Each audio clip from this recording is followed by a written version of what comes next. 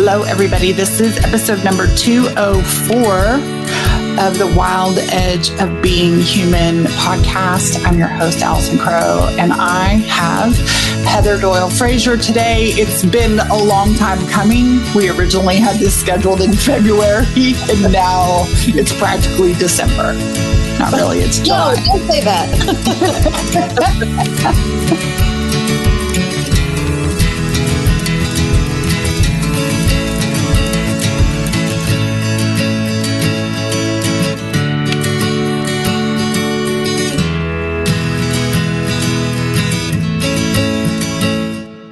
But I'm excited to bring this conversation. And I'll tell you, Heather, you don't know this. What made me go, oh, yeah, we got to reschedule this with Heather was I got off the phone with a past client last week who I've known for a long time. So I know her personality. I know her voice. I know her mojo. I know a little bit about what she's writing and wants to be writing. And I said, listen, normally I'd ask a lot of questions and do all these things, but I am telling you, run, do not pass go, do not stop. I need you to go straight to Heather and work with her.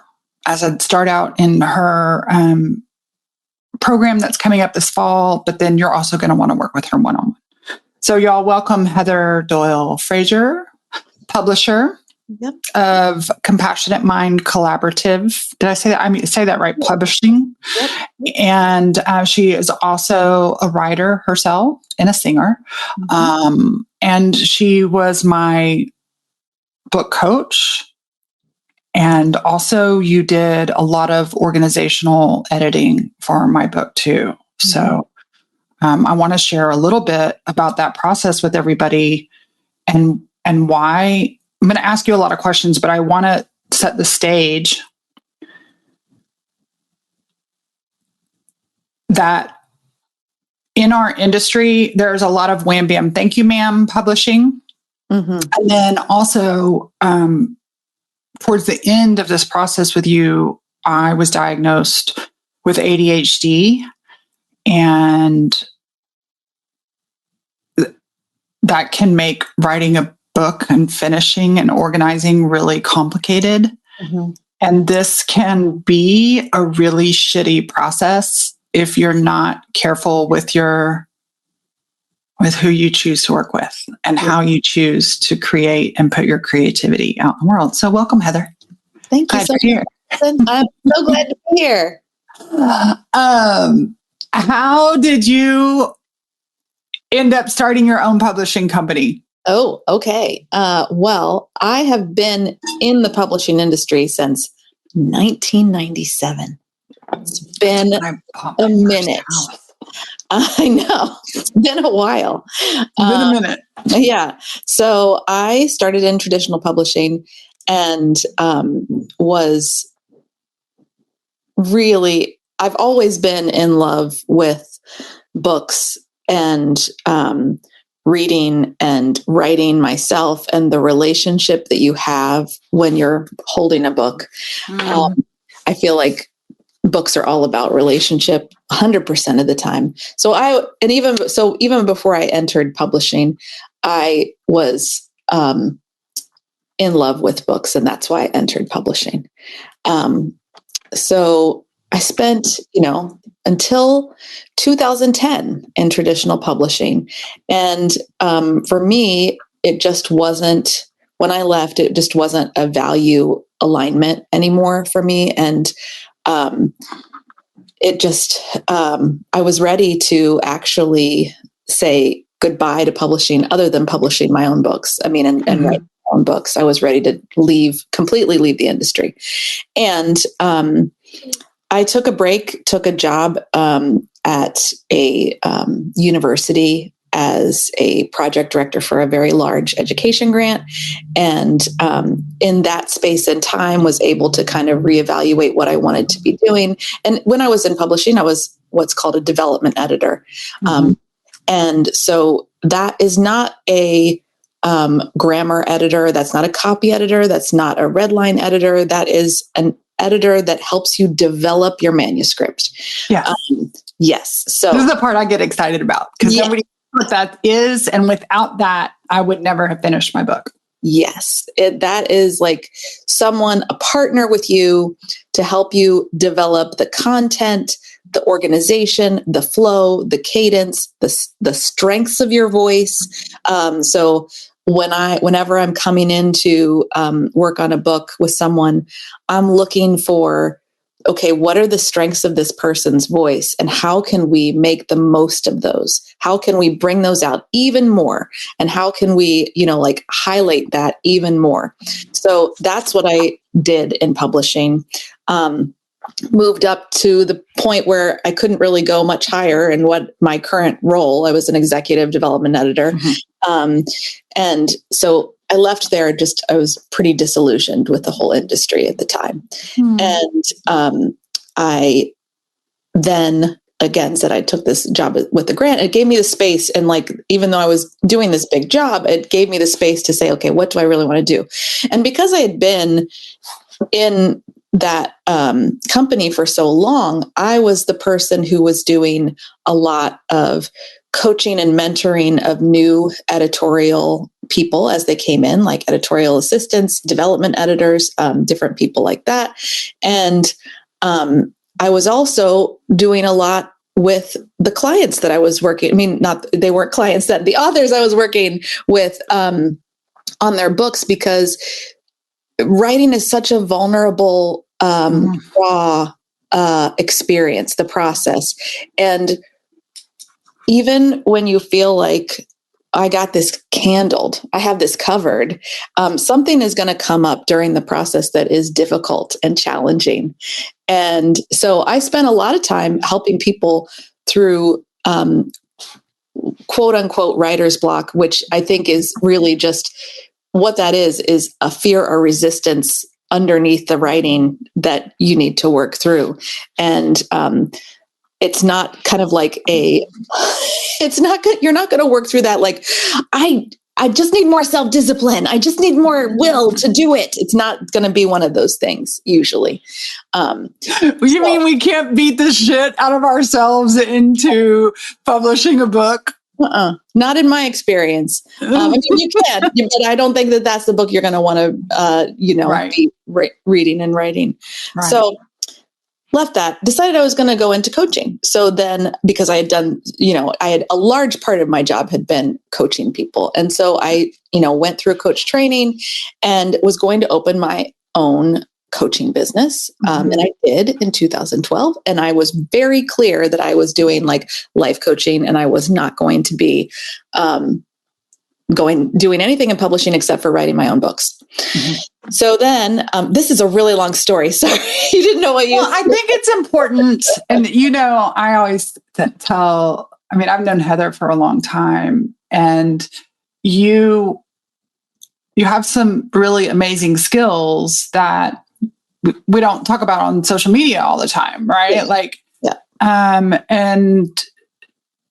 And you also have a history and a credibility that I think is really valuable from your past experience, having worked in the publishing industry, having been an executive in the publishing industry. And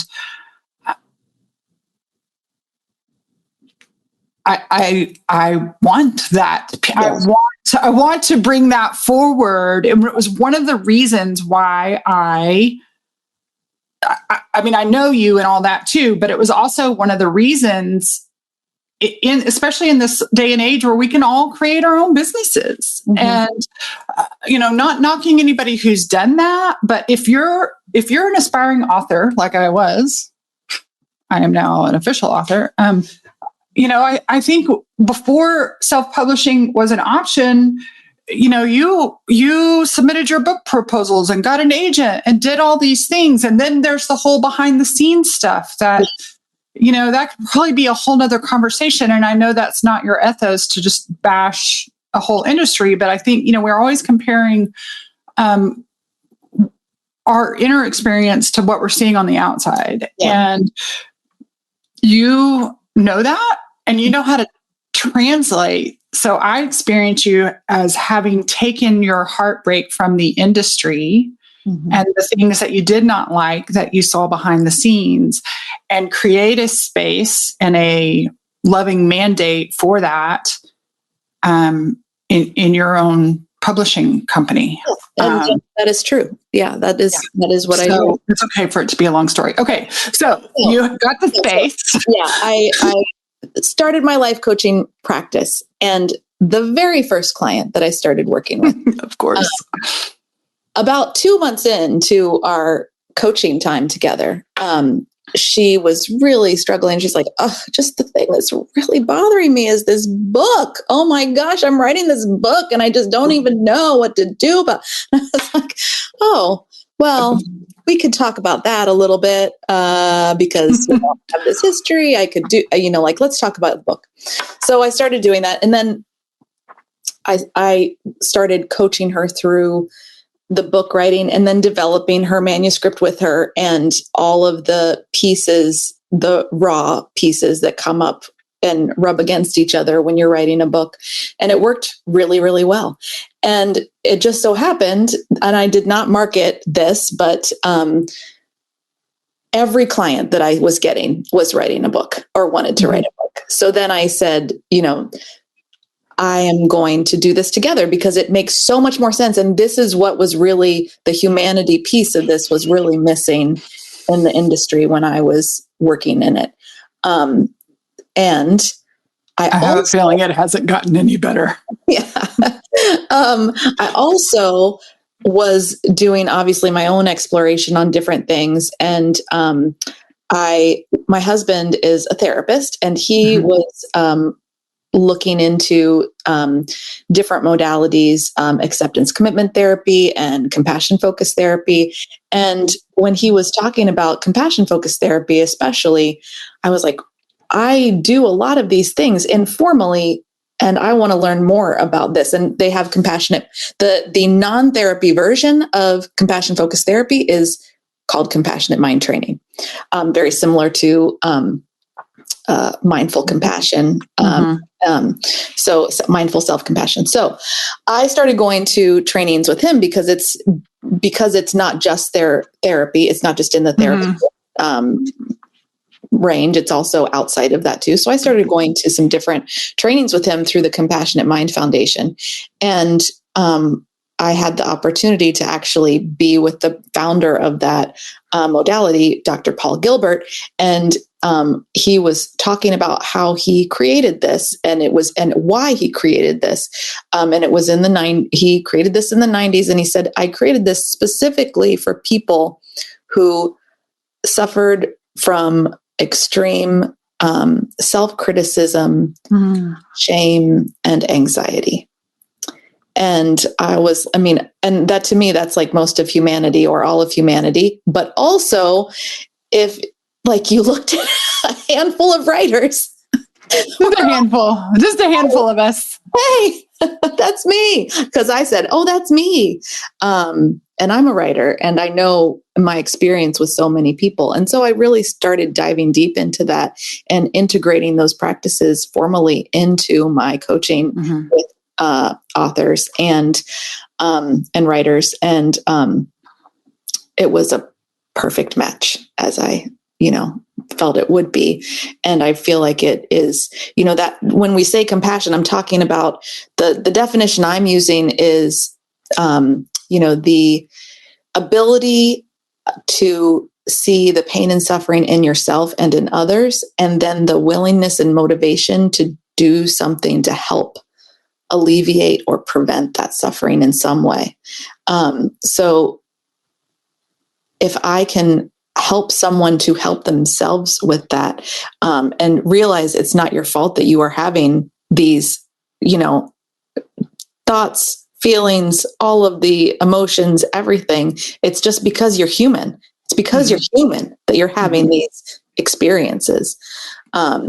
So I started integrating that. And at the same time, at first when I started, I was just doing the development piece. And then I had a couple clients, we got to the, end of the development and editorial piece. And they're like, well, now what am I going to do with this? Like, I need to put it out in the world. And really, up until that point in time, it was very difficult to self-publish a book, because we did not have print on demand. Now we have print on demand. And that started in that, that was becoming very widely available in like 2010 and up. And so I used myself as a guinea pig for the first book that I did. And I, went through, had designer, all of the things. And because I was in publishing, I knew people who had also left. So I had the executive, people who had all the expertise, and they just weren't working in traditional publishing, or maybe they're freelancing or whatever. So I just kind of knocked on, some virtual doors and said, hey, what are you doing? Do you want to do a project for me? And brought people in to do all the things that I would be working with them in a traditional publishing house, just not in that environment. So I started bringing all of those pieces together, and then realized, I have a hybrid publishing company now. Whoops, I created a publishing company. But I love, to me, that says, it's so easy to be intentional about something and cultivate it. And I have a great respect for that.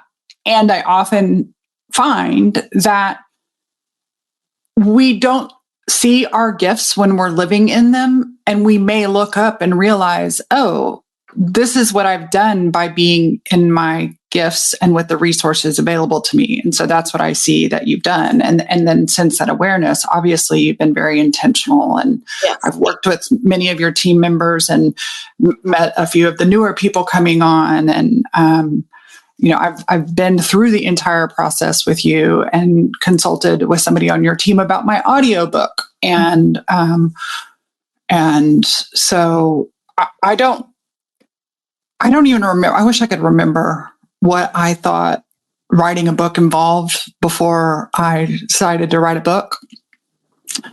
But I think I must have known, because like many people, I wanted to write a book at 19.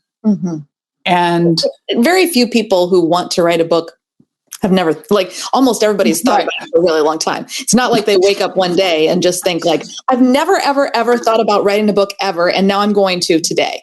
No. Right. Well, there's so many. I just before meeting with you, when I was sitting outside, I met with a client today, and without disclosing anything, there was something in the way they showed up. And I felt like it had been a couple of weeks since I talked to them. It was like, I don't know. I was like, have I talked to you before? It felt weird. But it was so obvious that they have done a little bit of practice, at least more than once since we met, because there was a big shift in a certain energy that could only change with practice. Practice. Yeah. And practice.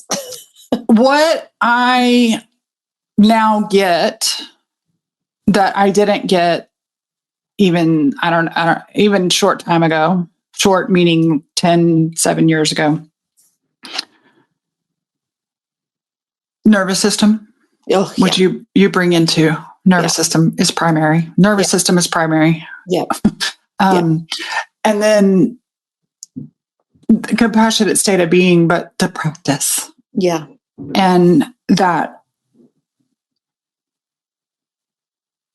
my brain that's literally what the pause is. Those of you who are listening on the podcast, my brain stops firing because it can't comprehend that somebody would sit down and bang out something and then put it out into the world, whether it's my own limiting beliefs or whatever. And I also know that the kind of book that I wanted to write, and that the kind of book that most of the people I know want to write, there is a relationship with the author, the writer, the work.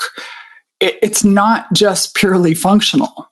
And it's a complicated relationship. It's a beautiful relationship. Some days it is divorce, threatening, and so it really does require a tending and a care and skill. Mm-hmm. And the piece that you have a lot of pieces, but for me, the piece I truly could not have done without was the organizational development. Mm-hmm. I think I could have put something out there. You helped me gather my thoughts into the melody that my book ultimately became. And what's interesting is I use that on purpose because music is not one of my primary languages. There are some people that, like my husband, when a song comes on the radio, he starts singing and he tells me to sing, and I get all frozen. I enjoy music, but there's something missing there for me. And yet I wanted my final work to have a rhythm and have a congruence and tell a story. And, I didn't want it to read like a computer print off, obviously. And so you were able to help me with song and verse to extend the metaphor and the melody. And then I was like, oh yeah, and she's a singer too, right? Like, but you're able to bring that creative side of you into something very functional, which is a rare gift. Because I can do math, but I can't do math while I'm doing creativity. Mm-hmm. And those two combine. Thank you. I started out with you. I'm going to, obviously, my frame of reference is having worked with you. And I don't remember how many years ago you sent me a message and were like, hey, this class you teach could be a book. And you sent me an outline. Yeah, I think that was maybe like 2014, 15, something like that. Probably 14, 15, because that's when I taught that class, 2015, 16, and 17. And I've never written that book, and it probably won't ever be written, and that's okay. But it did introduce me to your compassionate writer process, which I think is a wonderful place for people who are getting to be really serious about writing a book, to give yourself a little structure and community and experience working with Heather through a process that will set you up for the full-on diving in commitment. Do you want to share with us a little bit about that workshop and what it's meant to do? And we'll make sure all the links and stuff are in the show notes. But give us the ethos and zeitgeist and of that course that you have coming up this fall. Yeah, it's a 6-week program, and it was I created that to have a group experience for the foundational things that I do one-on-one with every single person that I work with. And I realized I was trying to think about how could I really wanted to have a group program because there's so many misconceptions around what writing a book is like and what writing is like. It's usually opposite ends of the spectrum. Either you have this vision of being in a flow state 100% of the time, possibly sitting beside a pond with breeze going through your hair, and maybe you're in the south of France. I don't know. That's one of the visions you have, but definitely it's that vision of flow, right? It's just right. I'm gonna lock myself in a hotel away from my husband and kids and dogs and all the needs. And on Sunday night, I'm gonna come home with my manuscript. It's gonna flow. Just gonna be so flow. Okay. Yeah. And the other side of that is the flip side. So either people think this, or they think I have to be in misery. I have to be I need to drown out my sorrows with a drink, and that tortured writer. Yes, the tortured writer. So you have these two kind of contradictory, competing visions that it's out there in our imagination is what a writer looks like. you know, and so when you're alone doing that, you have no reference for what is typical, really, what is normal, common, expected, all of these things. And I'll tell you what, it's not those two things. And those two things are ripe for self-criticizing parts, shame parts, and anxiety parts to really get flared up and active, and mean and even make you quit. Yeah, absolutely. And so I really wanted to create a group program so people would feel and see like, oh, all of these questions, fear, doubt, uncertainty, everything that I am feeling is completely right on time. Right. Everyone is feeling this way when they're doing this. And I can say that. I can say I've worked with hundreds of people and everyone has these experiences. And you are going to say like, thank you, Heather. That's very nice to hear. I don't really believe you, except for me. Not as bad as me. But when you're in a group together, you hear people say these things and you're like, oh, me too. Me too. So I was trying to figure out, okay, what could I do in a group? Because writing is so highly individual. What could I, and the foundational piece is the piece. So really talking about why you're writing this book. And it's not just like that surface level why that maybe like you've talked about a bunch of times. There's something underneath that. There's always something underneath that. Who you have to be to write this book. You might need to take on a little bit something different in how you're operating in the world to do this. Who you're writing it for. It could be yourself too. But like these types of questions are really, really important, and not to just answer in a moment. They're to sit and reflect on and to really dive into. They're really important. The answers to those and the true answers are what either gives you the motivation or absolutely destroys your motivation. Yes. Yeah. And people don't realize they're going to come back to this foundational work over and over and over and over throughout the whole process. And we also, look at we create a book plan during this, basically an outline, but I don't like to use that word because people have flashbacks from, junior in high school. And people are afraid of outlines. They think they're going to cramp their creativity, and it's a little bit of constraint that will set you free, really. What it is.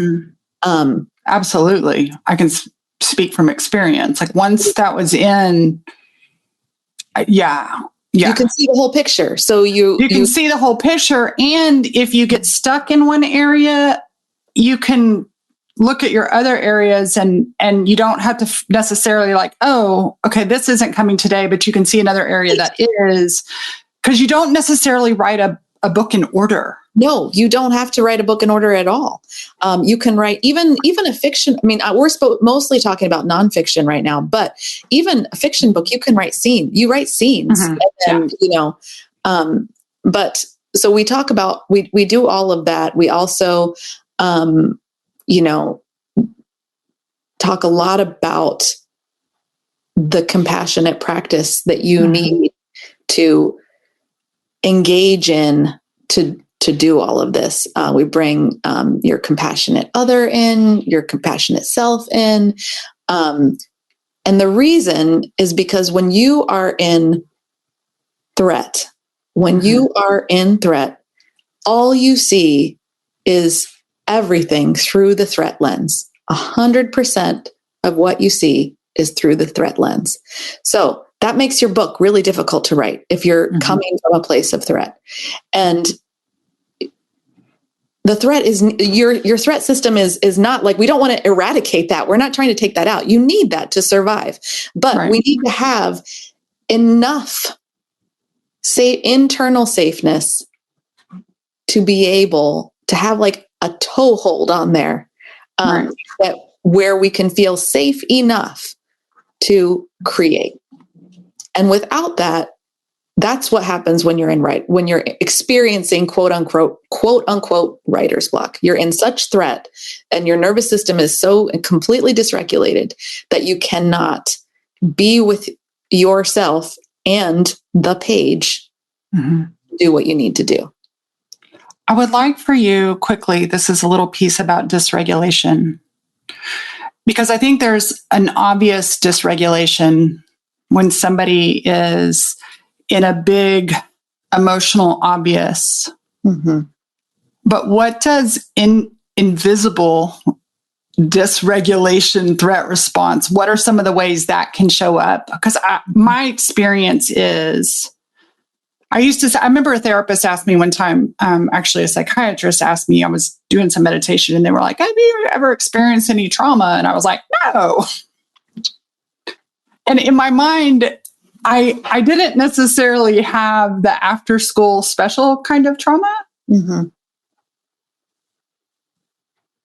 And so there was a difference between these big, obvious things that are on the Hallmark Channel.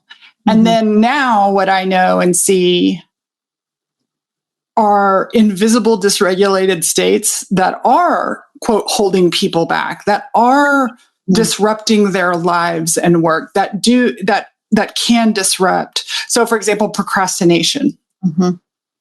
What are some of the other ones that writers, we wouldn't necessarily see it if you saw them on the street because they're not crying or bleeding. Right. But what does that threat dysregulation look like for some of your writers? Well, I would say procrastination is a big one. People talk about that all the time. Right. And I really don't think that a lot of that is true procrastination. When I feel like when we don't give ourselves enough space in like the landscape of process or time or content, when you're writing a book, those three landscapes, process, time, and content. If you haven't given yourself enough space in all of those landscapes, you're going to feel constricted and feel like there's something wrong with you because you can't deliver, except that you haven't given yourself the space to fully embody whatever you're trying to write. So, and everybody has a different process. So when you're first starting to write, you won't know what your process is. And so I'm always talking to people about like, let's experiment with different times of day for writing with you. Let's experiment with different, like, what are you going to do before, during, and after your writing practice?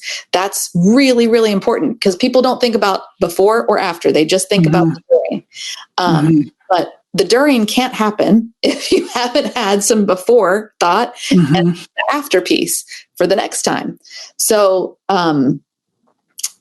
setting yourself up for the most optimal experience that you can have. Not to say that you're not going to still have little pieces that come up, but realizing, okay, what do I need to? If I am always stressed when I, let's say, I don't know, pay bills or something, writing time probably should not come right after paying bills or before paying bills. Before paying bills, either one. It should not come anywhere near that time. If you feel, if you notice, I really like to have silence or white noise when I am writing. And yet I always go to a coffee shop to write. That's going to be a problem. That's not going to be an optimal situation. And your nervous system is going to be dysregulated because that's not what's best for you in your writing time. Right. But people don't think about that. They just think like, well, everyone goes to a coffee shop to write. I need to go to a coffee shop. Right. They don't think about the other elements of nurturing practice, that it's really the structures and the exterior structures that create the space for the flow to come through. And like so you said, we're just thinking about the flow. I can correlate that to so many things in life, right?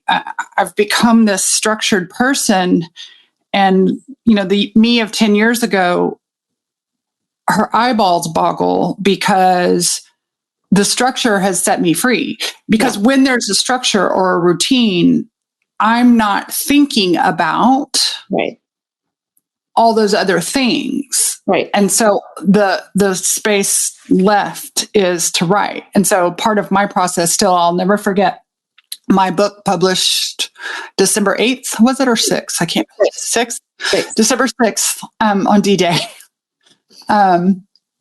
And is that D-Day? Did I get that history right? Pearl Harbor, December 6th, Pearl Harbor. And on December 7th, I showed up for writing practice, and my husband was like, "What are you doing?" And I said the same thing. He stood in the same place, and I said the same thing he'd said for a couple of years before. I said, "I'm going to writing practice." And he was like, "You published your book yesterday." And I was like, "I know, but I'm a writer." And so that is a part of my nourishing practices. Am I working on a book right now? No, but I have continued the writing practice. So that's another offering we can talk about, because you do have your group clients, and then you have some people who have decided to go all in on the whole, like WHOLE, holistic. Like, I don't want to just say whole process, because it's a whole process in the best way, right? Like, it's nourishing. And so Mondays and Fridays are for your one-on-one people come to writing practice. And then Tuesday, Wednesday, Thursday, it's open to your one-on-ones and your group people. Yeah. But there's a group of us that meet very regularly. And it is fascinating, because you see other people in an experience that, like, I see other people in an experience I had, and I go, "Oh, I recognize that." Or it validates mine, and it actually neutralizes some of the difficulty, because you realize that it's a part of the process. There's nothing wrong with you. Yeah. Like, one of the things that people don't like, an okay day, an average day, that there was no big aha, there was no big dilemma, there was nothing outside of whatever box. Just an okay day. I came, I wrote, I was done. I did what I thought I was going to do, and it was fine. It was totally fine. And sometimes people get really nervous when that happens, because they're like, there was no like tingles. There was no, feeling of like, I just wrote the most awesome sentence in the world. And that's okay. Every day is not going to be like that. When you show up occasionally, you have probably more experiences of that like aha moment, because you don't do it very often. And then when you do it all the time, you realize, oh, there are some days where you're just doing the work. And that's what makes those aha days really awesome. And that also what makes the really hard days tolerable, because there's a range here, and I can be here for all of it. But you don't know that if you only do it every once in a while. And the thing that gets a book written is regular writing. Regular writing. And that doesn't have to be every single day, but it has to be consistent, and it has to be it has to be often. And because it becomes a part of your being as you're sitting there talking. I think I even wrote early in the book, it's like, who do I have to be to become the woman that has published this book? The publishing is not just a doing. The writing is not just a doing. There's identity and beliefs, and there's a state of being, mind, body, spirit, skill, practice that is behind it. And so all of the things you've set up in your business, which I've participated in all of them, have provide the container, the incubator, the both structure and the caring heart, the direction, the organization, to become like, I'm a writer. I didn't just write a book. I am a writer. And now future books seem so much less daunting to me. Because you have the practice set. You have the practice set. Exactly. And so And I think there are people out there, if you had asked me before I wrote my book, I probably would have certainly had some parts that were like, hoping for it to be the Amazon Prime style of flow. But my soul knew that this process would be a relationship with myself in this work of art. I have said so many times that writing a book is the best self-development you will do. It really takes you through all the things. It is. All the and things. Your right-aligned clients aren't the ones who are going to want to write like a machine. No. Right? Like we can refer you to other people in the industry. That's not. But if you are somebody who that that a book and the getting to the book is a part of your soul and soul work, Heather just might be your gal. And so there's Heather, but she also has a team of people. I remember, I can look at my book now and see it. And somebody was like, did you design that? And I said, well, yes and no. I did actually in a journal page with my watercolors design something and handed it to your designer. And she made it into the cover. Mm-hmm. And actually everything other than the font is my actual paint. And right. She was able to manipulate that. So, you have the scripts on the sides of the pages. Yes. You painted that and we gave it to the designer and say, we want this on the edge of every page. And not that you have to have that, but I was somebody who wanted something very personal, but I don't do I needed it up leveled, but you have the designers, you have the red line editors. You have, I also invested in marketing support with you and your team. And that was so helpful in figuring out how to position my book on Amazon. There's a lot of other logistical things that we haven't really spoken about today, but there is this whole service agency that you have. Yeah. And that takes so much of the unknown out of there. I remember asking you a question because I had no idea, and my anxious parts would start to, wanting to future solve a problem. And you're like, you don't even have to, it's not even something you have to look up. You just know how it works. So I wanted to acknowledge that too. We're coming close to time. So let me take a pause and take a breath. And I want you to pause and take a breath and see what comes. The phrase, your next author, came to me. I don't know who your next author is. I know some of who your current authors are and some of who are going to be publishing soon. Yep. And I know some of the people I'm in the company of having my book published with your publishing company. But what comes to your heart when you think of the next individual you're working with?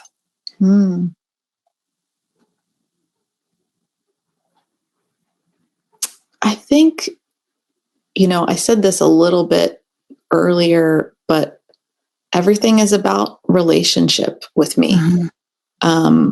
And when I can help someone to deepen their relationship with their book, with themselves, with the content that they're writing, that is the most exciting, awe-inspiring thing that I get to do. And that's why I love it so much and stay in it. And because so when I think about the next person, I get, when you said what comes to your, I just feel excitement and anticipation around who the next person I get to help them with that relationship.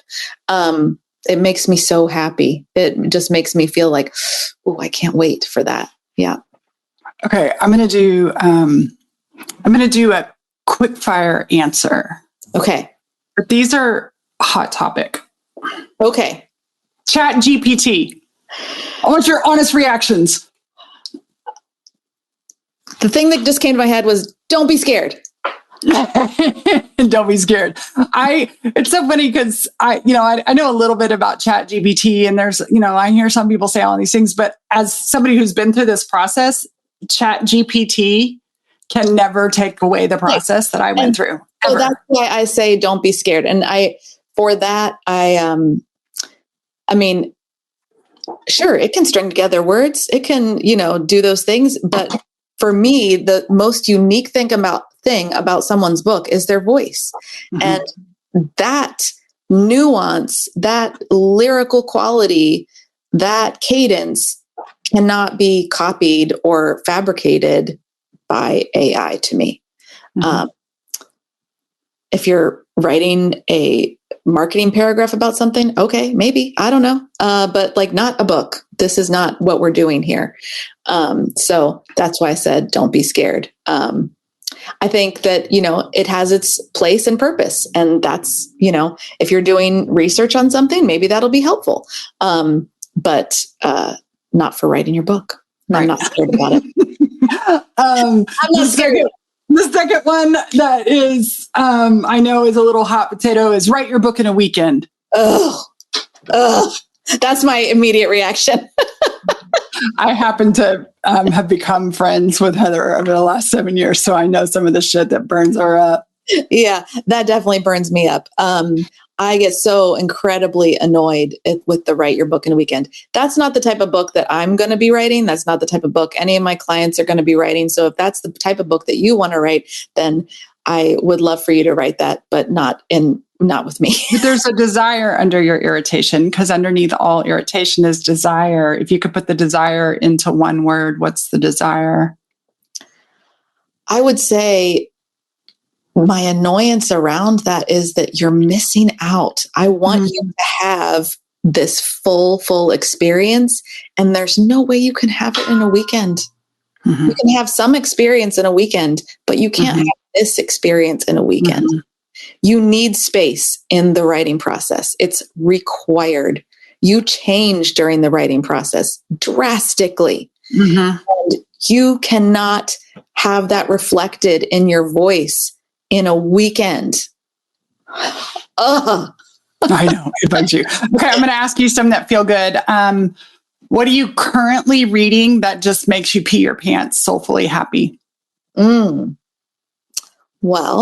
I know you're reading a few things, but yeah, I'm reading a few things. I just finished recently a book by Maggie Smith, which You Could Make This Place Beautiful. That was just, I was so exultingly excited about that book, and on so many levels, so authentic, raw, but the thing that got me, her lyrical style and how she put that book together, the organization of every single little thing, I was just so incredibly in love with. So that book, I finished that recently. It wasn't right at the second, but a fiction book that I really enjoyed. It wasn't, I really enjoyed it. Lessons in Chemistry. That was really fun. And really, I enjoyed that little break. I really enjoy reading YA books sometimes too. Get a totally different voice in there. I loved TJ Klune's book, the House in the Cerulean Sea. I love that one. I also really enjoy Percy Jackson series books. Because he has lots of book friends too. Yeah, because they're just so light and fun and inclusive. And I am currently reading the Trials of Apollo series, which is a few in from the first one, but it's told from the perspective of the Apollo, the Greek god Apollo, but he's in human form, and he starts each chapter with a haiku, which I think is hilarious and awesome, because I think there should be more haikus in the world. And I have, books of poetry. I have so many, but I could go on for a long time. But there are, I do, if I start to read a book and it is not something that is going to improve my life in some way, I'm not going to. I put it down because you are somebody who has a very busy life right now. And especially the last 3 or 4 months, you have a daughter graduating and going off to college and a family reunion and all sorts of things. And you are still somebody, no matter how busy you are, and you have a handful of one-on-one clients that are getting close to their pub date where you're doing, the final big edits and I mean, you're in all places with all different kinds of your clients. And that's just from what I see. And you still read every single day. Yes. For fun. And I love how you remind me there are some mornings when I come to writing practice and actually reading is the best thing to do for my writing practice. And so that's one thing we can leave you listeners right now with is put down your phone. As soon as this podcast is over, wait till we're done. We're almost done. We're going to tell you how to get a hold of Heather. And you're going to put down the podcast and you're actually going to pick up a book and read for 20 minutes. Good writers are good readers. Good writers are good readers. It helps every single time. And I will say last Friday, and I read a bunch this weekend too, but last Friday I sat down and I was working on the book you were just talking about. You Could Make This Place Beautiful by Maggie Smith. And I read for about 2.5 hours. It was a little broken up in chunks, but I actually read paper book in hand. And there is something magical about that I think can get lost if we're not committed to it. So awesome. So your website is cmcollab, COLLAB.com. Yep. You have your course coming up. You have writer's practice. You have your one-on-one work is all on that website. You've also written and published a couple of books. I forgot that with the intro. Do you want to tell everybody about the books that you've published and written? Yeah. So I have a daily book called 40 Weeks that I published back in 2015. There it is. It's so pretty. I love that book. It's a really comforting. It's bring you back to kind of regulation place type of book. I think, at least for me, it is. Mm-hmm. And I have a companion journal with that. I have also a book that I wrote with my husband called Freedom. It's a book for teens on how to use mindful compassion in their lives, and a lot of the same things that I use with. The practices that I use with my writers are similar to those practices in that book too. It's a very visually appealing book too. I have a copy there. Yeah, I was going to say I have your 40 weeks in my daily open up and read one a day section. There's Freedom. Yeah, it's a very visually appealing, and if you have a short attention span, it's just broken up really nicely to be able to. Yeah. So I think adults would like it too. Freedom. We've had a lot of adults they love it. Whoops. Yeah. I'm having trouble with this. Well, hey, listen, I'm telling you, I work with teaching adult skills about things like we didn't have that available to us when we were kids. We were told to stop that crying bullshit and shove it all down. And so I think there are plenty of us adults that it's awesome to have the courage to learn new social, emotional, nervous system, compassionate skills with ourselves. So, thank you so much for coming and sharing, y'all. I cannot tell you enough. I saw one of my fellow writers, Karen Goldfinger Baker, was on here saying hi. It's some of the most valuable work I've done. I'm really proud of my book, Unarmored, and we are coming up on a year since I published my book, and I'm still in your writing practice, and I'm not going anywhere. So thank you so much for being with us today. Thank you for having me, Allison. This has been You're welcome. Y'all can also find, and we'll put all of Heather's social media, The Compassionate. What's your Instagram? Because it's not under Heather Doyle Frasier. It's under Compassionate Writer or The Compassionate Writer. I think it's just Compassionate Writer. I think it's Compassionate Writer also. We'll be sure to put all that in the show notes, but you can connect with Heather on social media or through her website. If you have any questions about that process, feel free to ask me. It was holy. And so I highly recommend it. And glad we got this work out into the world. Yay. Thanks, everybody.